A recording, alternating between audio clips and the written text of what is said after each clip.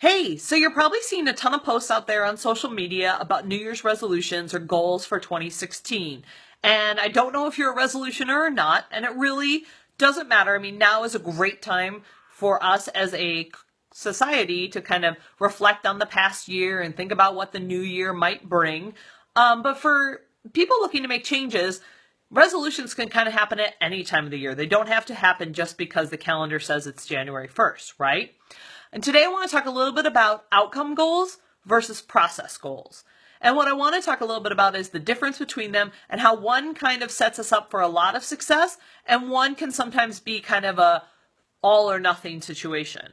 So an outcome goal is something that you want to be able to do, an end result, right? We're all very familiar with outcome goals. I want to make X amount of money by X date. I want to lose X amount of pounds by this date. I want to be able to do a pull-up by the end of the month or something like that, right?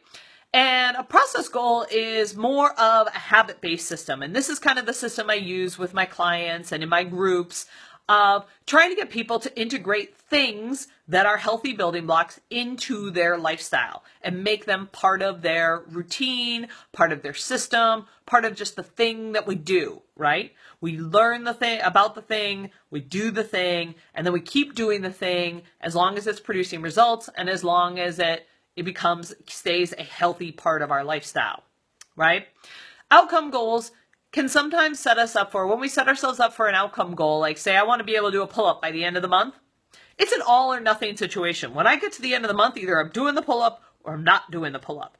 And sometimes that can be really taxing on our willpower and our motivation, because if I'm not getting to that place towards the end of the month where I'm feeling like, yep, that pull-up's going to happen at the end of this month, I'm going to be losing a lot of motivation and I'm going to be feeling like kind of down on myself because I'm not really seeing the progress that I've made. I'm seeing where I have fallen short.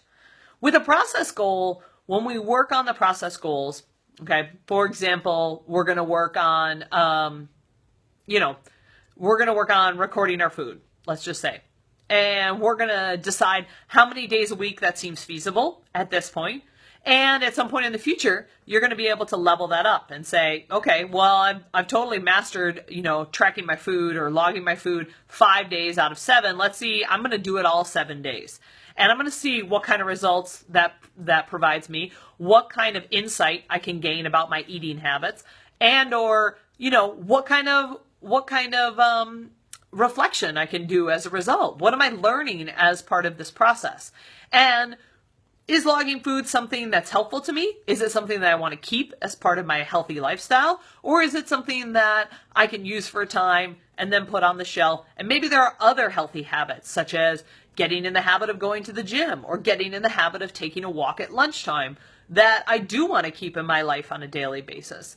So when I'm working with my groups, when I'm working with my clients, we really, really focus on these process goals of getting these pieces locked into our life as something we just do. We do the thing. If it's producing results, great.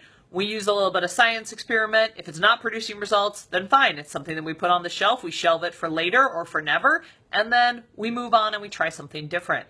So I really encourage you to think about, as we're going in, and if you are interested in making a resolution this year, how can I make more of a process goal than an outcome goal, and have my process help me achieve my outcome without taxing my willpower and motivation and without making me feel like a failure.